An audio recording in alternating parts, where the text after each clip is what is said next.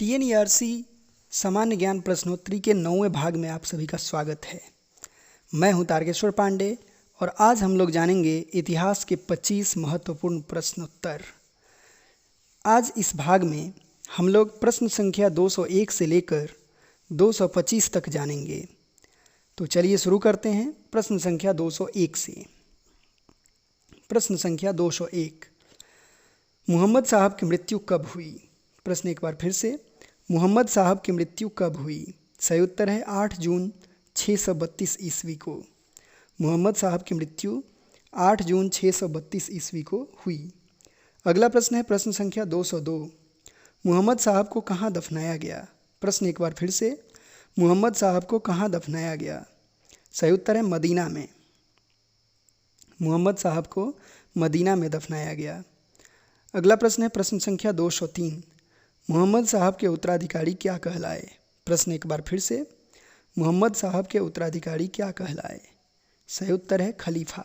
जी हाँ, मोहम्मद साहब के उत्तराधिकारी खलीफा कहलाए। अगला प्रश्न है प्रश्न संख्या 204, खलीफा पद को किसने समाप्त किया? प्रश्न एक बार फिर से, खलीफा पद को किसने समाप्त किया? सही उत्तर है तुर्की के शासक मुस्तफ़ा कमाल पाशा ने। खलीफा पद को तुर्की के शासक मुस्तफ़ा कमाल पाशा ने समाप्त किया। अगला प्रश्न है प्रश्न संख्या 205, सर्वप्रथम मोहम्मद साहब का जीवन चरित किसने लिखा? प्रश्न एक बार फिर से, सर्वप्रथम मोहम्मद साहब का जीवन चरित किसने लिखा? सही उत्तर है इब्न इसाक ने। मोहम्मद साहब का सर्वप्रथम जीवन चरित इब्न इसाक ने लिखा।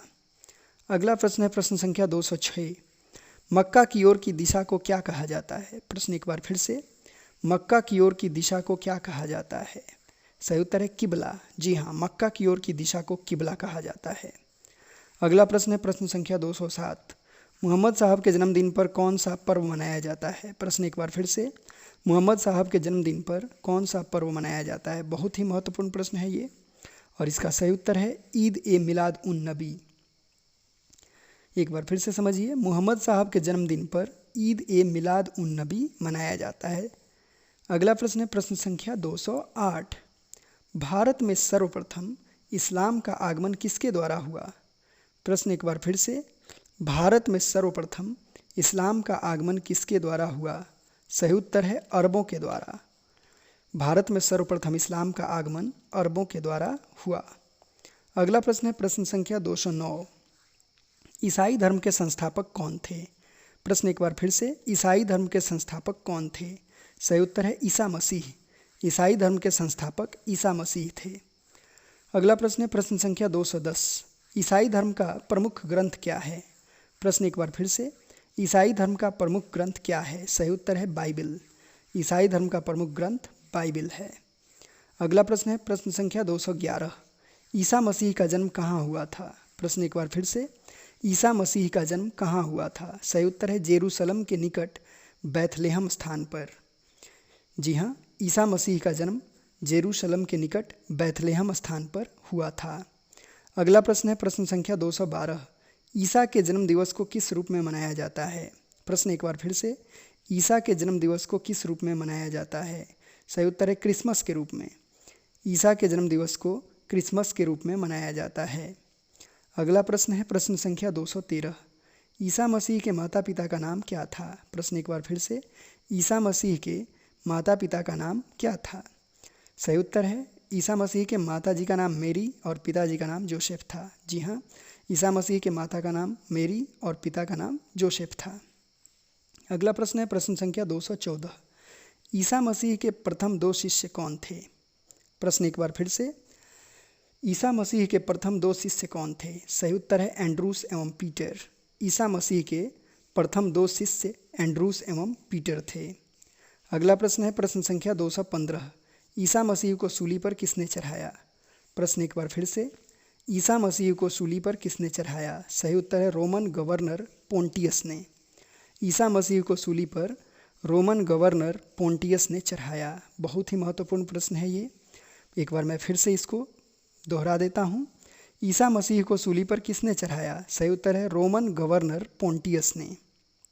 अगला प्रश्न है प्रश्न संख्या 216, ईसा मसीह को कब सूली पर चढ़ाया गया? प्रश्न एक बार फिर से, ईसा मसीह को कब सूली पर चढ़ाया गया? सही उत्तर है 33 ईस्वी में।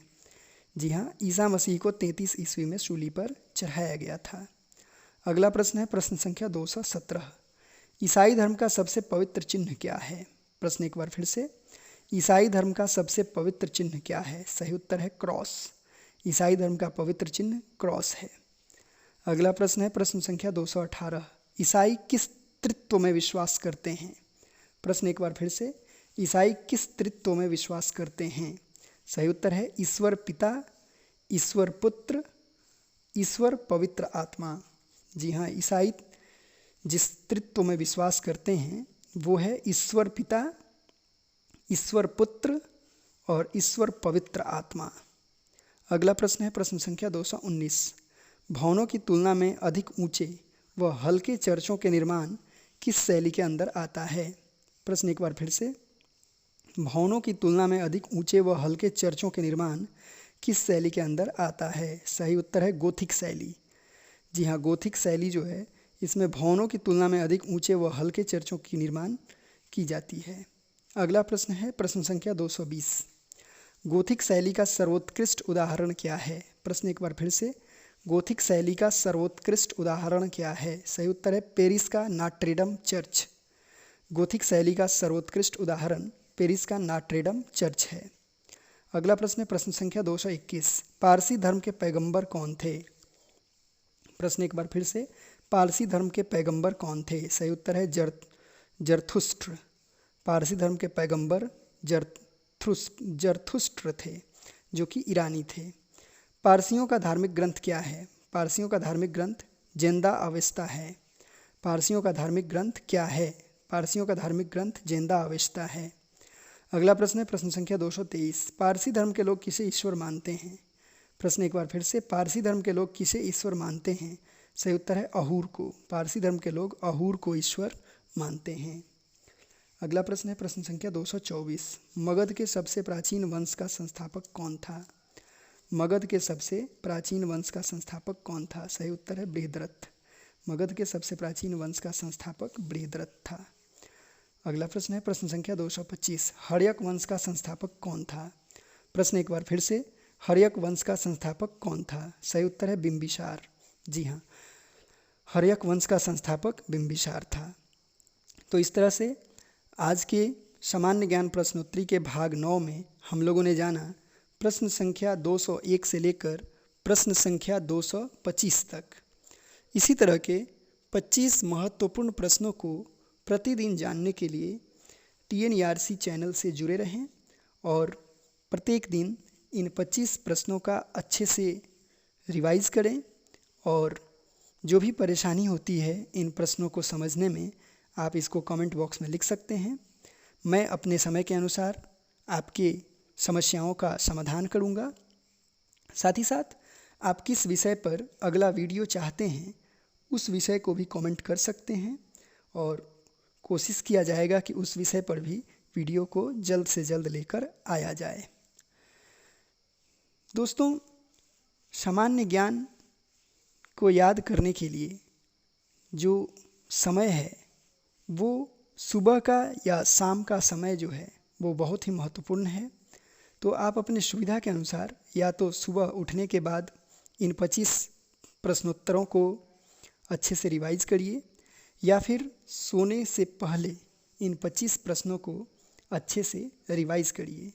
इन प्रश्नों को रिवाइज करते समय आपके आँखों पर भी कोई असर नहीं पड़ेगा, क्योंकि इसका सिर्फ ऑडियो सुनना है, इसको अच्छे से समझना है और इसको अपने दिमाग में बैठाना है। ये जो भी प्रश्न हैं ये प्रतियोगिता परीक्षाओं में अक्सर पूछे गए हैं और बहुत ही महत्वपूर्ण हैं। तो इसको यदि आप याद करते हैं तो एक तरफ आपकी तो जानकारी बढ़ेगी ही, साथ ही साथ आपको विभिन्न प्रतियोगिता परीक्षाओं में इससे सफलता मिलेगी और आप आसानी से इन प्रश्नों को एक बार देखने के बाद ही हल कर पाएंगे। तो मुझे आशा है कि ये 25 प्रश्नों की श्रृंखला आपको पसंद आ रही होगी और इसी तरह हम लोग मिलते रहेंगे। धन्यवाद।